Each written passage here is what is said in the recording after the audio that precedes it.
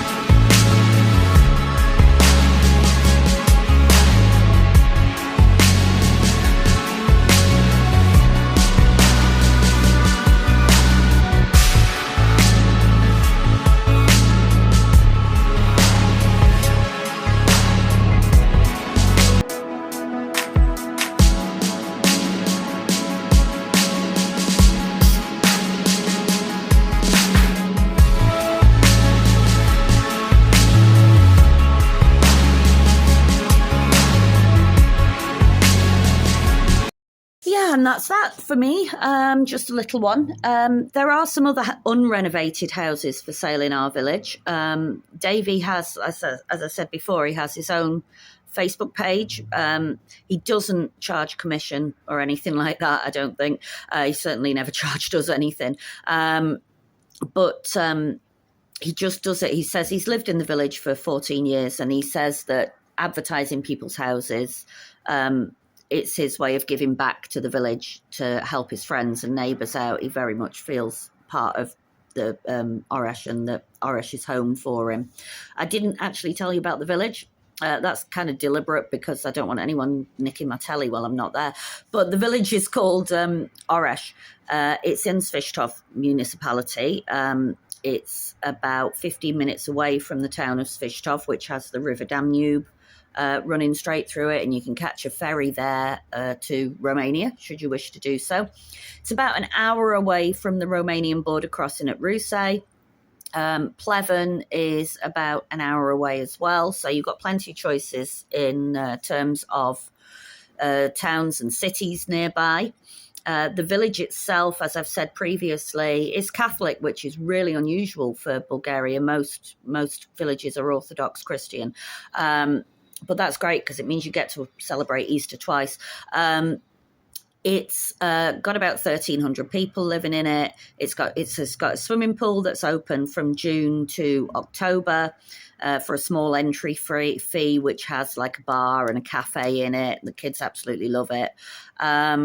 It's very much a rural farming village. You still get people going up and down with the horses and carts, and goats wandering around, donkeys pressed against houses trying to protect themselves from heat. It's beautiful. It's got 2 working springs, one near us and one in just off the centre of the village, and one dried up spring, which I very much hope they will fix one day because it's even nearer to us. It's got quite a few food shops, which is really useful. Everything's the wrong way around in Bulgaria. The local shops cost half as much as the big chains and supermarkets. So shopping in the local shop, if you don't mind making a fool of yourself by shouting health at people, is better for you. It's got a hairdresser's. There's a couple of bric-a-brac shops. There's a really good hardware shop, which we're in and out of all the time with our Google Translate, and Chris's mime of sandpaper worked incredibly effectively last year. He's great, the DIY guy. And again, it's a lot less expensive than going to Practica or Practice, the big shops in the cities. You can get medical and dental advice there. But there is a big hospital in Svistova and an English-speaking doctor called Dr. Popov who treated my nasty bite last year. There's a kindergarten if you've got little ones. There is a school as well. It is remarkable how quickly children just envelop the Bulgarian language and make friends. There are a fair few playgrounds there. Some lovely woodlands to walk in. It's a gorgeous, gorgeous, gorgeous village. I absolutely love it. I chose to live there for a reason. I'm not on commission either, by the way. I've already got 2 jobs. I don't need a third one. I'm just in love with the sound of my own voice. What else have we got? Hairdressers, bric-a-brac shops, food shops all over the place. A few bars. At least 2 that I have been in. I suspect there's another one, maybe 2 further on in the village and towards Davey's end, because I quite often hear music emerging from places. There's a municipality building and a librarian, the usual huge sense of Bulgarian culture in that they have cultural evenings, the traditional dress and the dancing and such like, which is delightful. The cafe bar that I go to most frequently caters for big events as well. It's a really, really lovely village. I could not be happier having my home there. My face, by the way, is a face of a woman who slept for 10 hours but is still knackered because of the previous insomnia. Anyway, I'm just rattling now, as I do. So I hope you enjoyed the houses. I will try to provide a way of being in touch with Davey and James if you are interested in having a look at either of their fully renovated and well worth the money properties. I can vouch for them both. I've been in them several times. Next week, I will, with Davey's given me permission to go and have a look on his cheap Bulgarian properties needing renovation page and download the photos from other houses that are for sale in our village, should you be looking for a renovation or DIY project. Because there are several and they are very reasonably priced in the teens of the leather, and could provide someone with great joy. So that's me for today. I'm going to go have my breakfast and wait for my feedback. Peace out.